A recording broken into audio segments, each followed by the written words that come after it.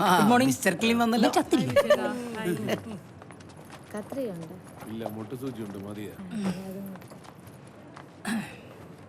Good morning Chachaji. രതീഷിന് എടുക്കാനുള്ള മനക്കട്ടി എനിക്ക് തരണേ. രാവിലെ ശുഭദിനാണല്ലോ. ഈ കാതൽ കൊണ്ടല്ലേ ധനുഷ് എന്തായി കാണിക്കുന്നത്?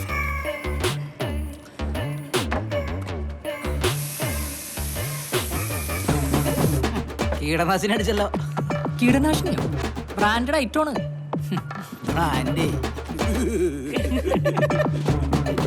റോഡ് സൈഡിൽ നിന്ന് 15 രൂപയുടെ ജില്ലാ ലംഘടി ഷഡ്ഡി വാങ്ങിയിടുന്ന നിനക്ക് ഇതൊന്നും പറഞ്ഞ മനസ്സിലാവില്ല രതീഷ്. ഈ മാസത്തെ ചിട്ടി പൈസ ഇതുവരെ കിട്ടിയില്ലേ? അവ ഇതുവരെ മുടക്കിയിട്ടില്ല. അവൻ മുടക്കൂല, കാരണം അവ ഒറ്റത്തടിയാണ്. എനിക്ക് പ്രാരാബ്ദങ്ങളുണ്ട്. ഒരു മാസം കണക്കെല്ലാം കൂടി കൂട്ടി എത്തിക്കണം എങ്ങനെയാന്ന് എനിക്കറിയാം.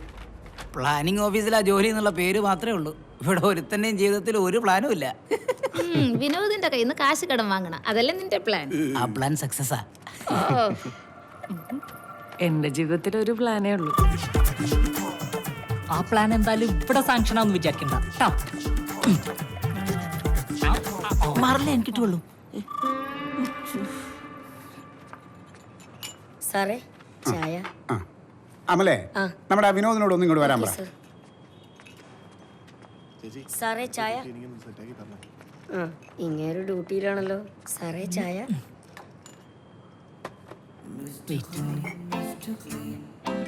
സാറേ APS സാറ് വിളിക്കുന്നുണ്ട്.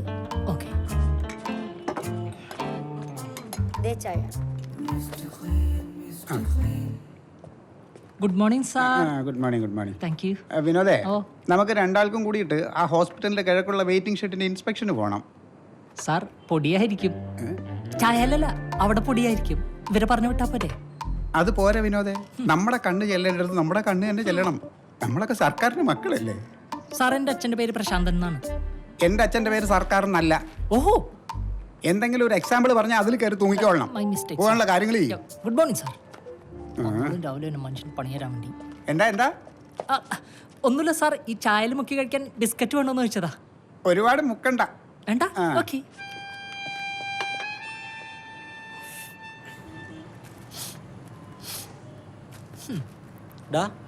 നിന്റെ ചേട്ടന്റെ റീൽ വന്നിട്ടുണ്ടല്ലോ, കണ്ടില്ലേ? ദൈവമേ, ലൈക്ക് അടിക്കട്ടെ. നീ മാറ്റിയ ഫോൺ. ദുബായിൽ മര്യാദക്ക് AC മെക്കാനിക്കിന്റെ ജോലി തരുന്ന ആളാണ്. റീലായിട്ട് ഇപ്പൊ ഇറങ്ങിയൊക്കെയാണ്. ഫോണിലെന്ന് തിരിച്ച് വൈറലാവാൻ ഒരു യോഗം വേണേ, അതില്ല അയാൾക്ക്.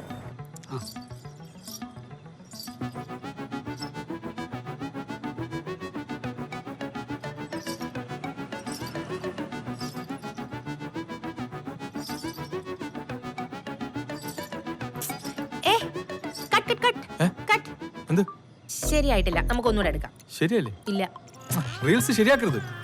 റീൽസ് ശരിയാക്കിയ പ്രൊഫഷണൽ നമ്മൾ സിനിമ നടനായി പോകും. നമുക്കൊന്നുകൂടെ എടുക്കാം.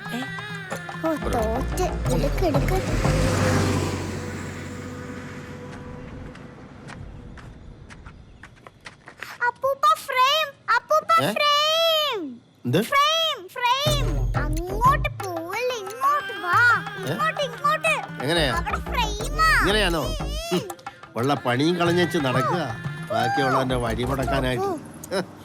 വച്ചേ ഇവൻ എന്തോ കാണിക്കുന്നേ? എന്തോ ഇത് ക്യാമറയോ? തലയിലൊരു തിരികെയും അരയിലൊരു പട്ടുകോണാനും ചുറ്റി നിൽക്കുക. എന്നാ പിന്നെ ശരിയാക്കിട്ട് നിർത്തണോളൂ. അപ്പൊ ഇത് മതി, പിന്നെടുക്കാം. ശരിയായിട്ടില്ലെന്ന് ഞാൻ റൂമിൽ കാണും, അവിടെ വെച്ചാ മക്കളെ വിളി. നീ ഇവിടെ നിന്ന് അവൻ ശരിയാക്കും.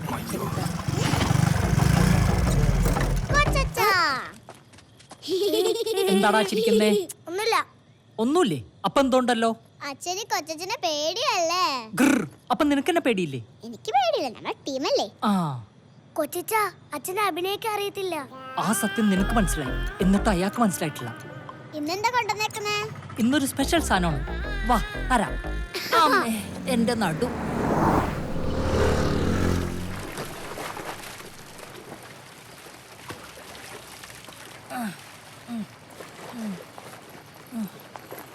വിനോദേ ആ അറിഞ്ഞു കേട്ടാ ആ മോളെ നോക്കി പോയേ. ആ അറിഞ്ഞെന്നാ അന്നാണോ പറഞ്ഞത്? ഞാൻ അറിഞ്ഞിട്ടില്ലല്ലോ. നീ അതോടെ ഇട്ടേക്കടാ, ഞാൻ അലക്കാം. വേണ്ട വേണ്ട, അമ്മലിക്കാലേ ചീടാണൊന്നും ചാവൂല, ഞാൻ തന്നെ അലക്കണം. അച്ഛൻ എന്തിനാ ലീവ് എടുക്കാൻ പറഞ്ഞത്? പെണ്ണ് കാണാൻ. ആർക്ക്? നിന്റെ അച്ഛന്റെ രണ്ടാം കെട്ടിന്. അല്ല പിന്നെ അമ്മ ഓക്കെയാണോ? അവന്റെ ഒരു വർത്താനം. സദ്യയൊക്കെ ഉണ്ടാവോ? ഇനി എനിക്കാണോ?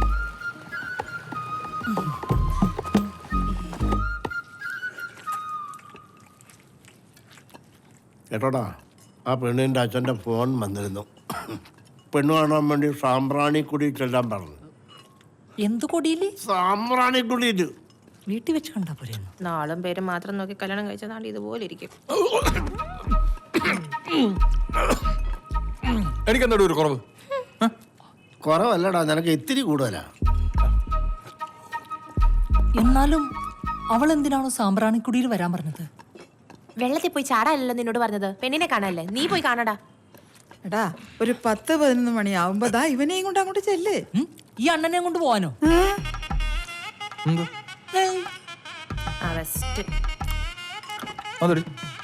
ചേട്ടാ അവൻ്റെ കൂടെ എന്താ കുഴപ്പം? ഒരു കുഴപ്പമില്ല. നിന്റെ അച്ഛൻ എന്നെ പെണ്ണ് കാണാൻ വന്ന് അച്ഛന്റെ ചേട്ടനെയും കൊണ്ടാ.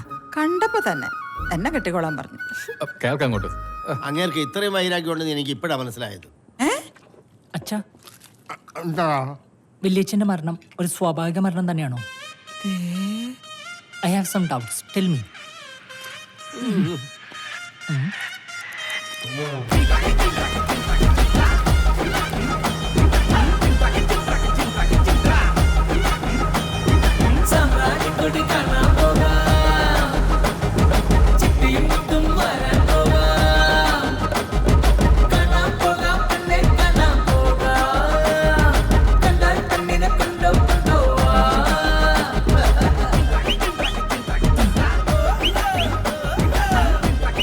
ഈ അഴുക്കുള്ളത്തിൽ ഇറങ്ങണോ? പെണ്ണേട്ടനോ?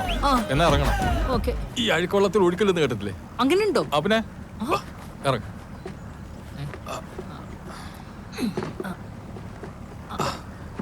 എന്താ? അല്ല, അവിടെ വരെ ലിഫ്റ്റ്. എനിക്ക് ലിഫ്റ്റ് തന്നാലെന്താ? തോർത്തെടുത്ത് ഇറങ്ങിയാ മതിയായിരുന്നു. ഇവിടെ മനുഷ്യൻ നിക്കറിടാത്തതിന്റെ ടെൻഷനിലേക്കാ. അപ്പോഴാണ് അവന്റെ തോർത്തു. നിന്റെ പെണ്ണ് കാണാൻ നടുകായൽ വെച്ചാണെങ്കിൽ നിന്റെ ഫസ്റ്റ് നൈറ്റ് നടക്കടൽ വെച്ച് ആവോടെ. അണ്ണ, ഇതിനാണ് ഡെസ്റ്റിനേഷൻ പെണ്ണ് കാണൽ എന്ന് പറയുന്നത്. എന്തോ ഡെസ്റ്റിനേഷൻ പെണ്ണ് കാണൽ? അതെങ്ങനെയാണ്? തന്തവൈപിള്ളേരൊക്കെ പിടിച്ച് വെള്ളത്തിലിറക്കി എന്നെ പറഞ്ഞാൽ മതിയല്ലോ. നീ അവളെ വിളി. ഹായ് രജിത.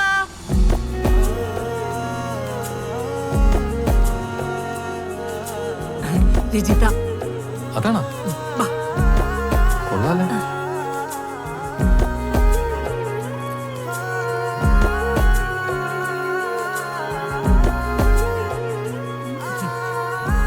ചോദിക്കുന്നോണ്ടൊന്നും തോന്നരുത്. എന്താണ് ഈ വെള്ളത്തിൽ വെച്ചൊരു പെണ്ണാണൽ? ഈ ചായ കൊണ്ടുവരുന്നൊക്കെ ഭയങ്കര ക്ലീശയല്ലേ? ആ, പിന്നെ നാണിക്കവും വേണം. എനിക്കാണെങ്കിൽ നാണൊന്നും വരില്ല. എനിക്കങ്ങനെ നാണമൊന്നുമില്ല. ഐ മീൻ ജനറലി ഞാനും അങ്ങനെ നാണിച്ചിക്കണ ഒരാളൊന്നുമല്ല. എനിക്ക് നാണം വരുന്നു. രജിത ഒരു ദിവസം എത്ര നേരം കുളിക്കും പറയൂ? ഞാനൊരു 2 നേരം കുളിക്കും, ചില ദിവസങ്ങളിൽ 3 നേരം കുളിക്കും. അതേ ദിവസം? അല്ല, ഈ മരണത്തിനൊക്കെ പോയി കുളിക്കേണ്ട വീട്ടിൽ കയറ്റില്ല. അത് നല്ലതാ, അത് നല്ലതാ. അതെ, പ്ലാനിങ് ഓഫീസിലല്ലേ? അതെ. അവിടെ എന്താ പ്ലാൻ ചെയ്യണേ? അവിടെ ആക്ച്വലി ഞങ്ങൾ ഇന്നലെ ടൂർ പ്ലാൻ ചെയ്തിരുന്നു. പിന്നെ സാറിന്റെ ബർത്ത്ഡേ പാർട്ടി. പിന്നെ അതല്ല, ഗവൺമെന്റ് ഓഫീസിലെ വർക്ക് ചെയ്യണമെന്നറിയാം, പക്ഷെ എന്താ ജോലി എന്നറിയില്ല. നഗരാസൂത്രണം. അത് പറയാൻ തന്നെ ഞങ്ങളുടെ ഓഫീസിൽ 3 ദിവസം എടുക്കും. അതിന് അപേക്ഷയും കൊടുക്കണം. ഏത് കോളേജിലാ?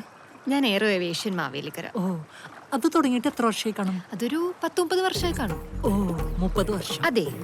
എന്നെ ഇഷ്ടായോ? എന്താ, ഇഷ്ടപ്പെട്ടില്ലേ? അല്ല, പിന്നെ ഒരു മീൻ കുത്തിയിട്ട് പോയി കള്ളൻ, വിത്തൗട്ട് മൈ പെർമിഷൻ.